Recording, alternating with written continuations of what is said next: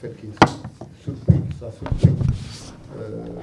Parce qu'en réalité, comme vous l'avez si bien dit, les premières actions qui concernent les accords signés, nous les verrons pratiquement à la fin du mois. Donc, nous aussi, nous l'avons constaté hier, comme le ministre l'a dit donc sur son document, avec regret, qu'il y a encore un autre plan qui est sorti. Et le ministre disait tout à l'heure, c'est comme s'il y a rupture, en tout cas, liée à cet accord.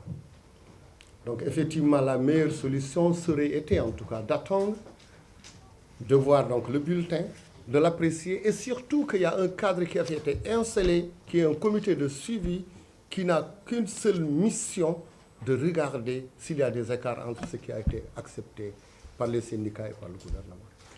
Donc nous aussi, nous l'avons constaté qu'effectivement, il y a un autre plan d'action, un 11e plan d'action. C'est une surprise. Mais déficit de communication, je ne crois pas.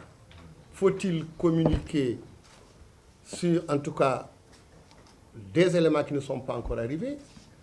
Non, au moment où il fallait communiquer sur cet accord, des communications avaient été faites. Les communications étaient entre les mains de l'ensemble des acteurs. On s'en tient à ça. Mais je voudrais préciser une chose.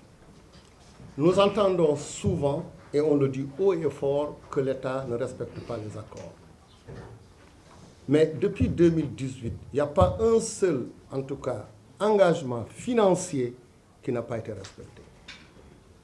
Quand il s'agit d'augmenter les indemnités de logement de 60 000 à 100 000, des échéances avaient été fixées et ces échéances étaient respectées. Donc depuis que le président Macky Sall est au pouvoir, il nous dit de respecter nos engagements et le ministère de l'économie et des finances, le ministre des Finances et du Budget aujourd'hui, fait tout le maximum, tout son possible pour les respecter et nous allons également les respecter. Pour nous résumer, en fait, il y avait 7 points. Ces 7 points, ce sont les points d'accord signés par tout le monde. On vient de donner la liste. Ces 7 points ont été respectés dans les bulletins. C'est ça l'engagement.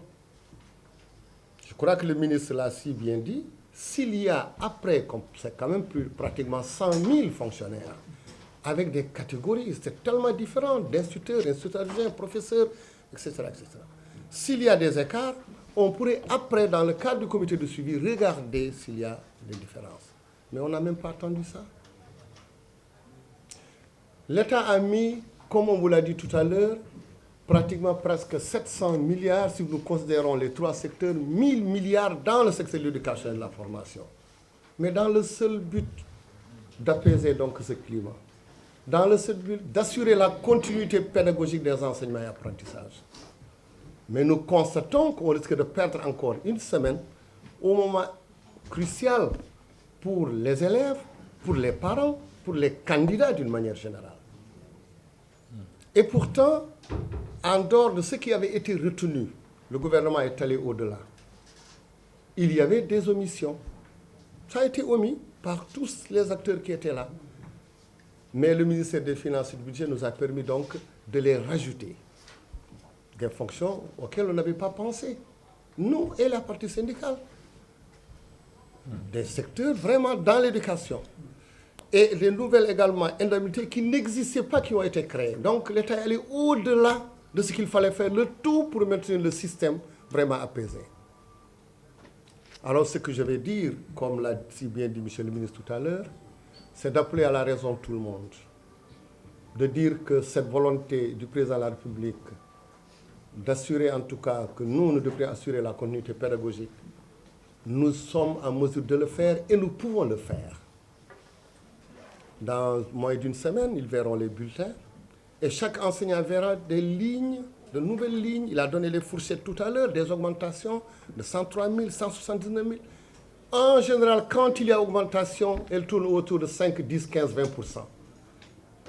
Au Sénégal, et c'est très rare ça, une augmentation de 229%. Mais ça, c'est inédit. C'est inédit et au Sénégal et partout dans le monde. Mais le président est prêt à le faire, à faire plus parce qu'il tient à l'éducation de nos enfants. Il s'était arrêté ces plans d'action. Pourquoi il s'était arrêté? Parce qu'il y avait accord. Et depuis qu'il y a eu l'accord jusqu'à présent, il y a des points spécifiques à l'éducation, on a travaillé dessus. Des points spécifiques au niveau de la fonction publique, ils ont continué à travailler. Le comité de suivi travaille. Donc le dialogue n'était pas rompu. Et alors, nous avons constaté comme vous qu'aujourd'hui, on a décidé donc de faire des débrayages. Alors moi, ce que je voulais dire, c'est que l'État qui doit assurer en tout cas les enseignements apprentissages, la continuité pédagogique dans le système éducatif, l'État fera tout,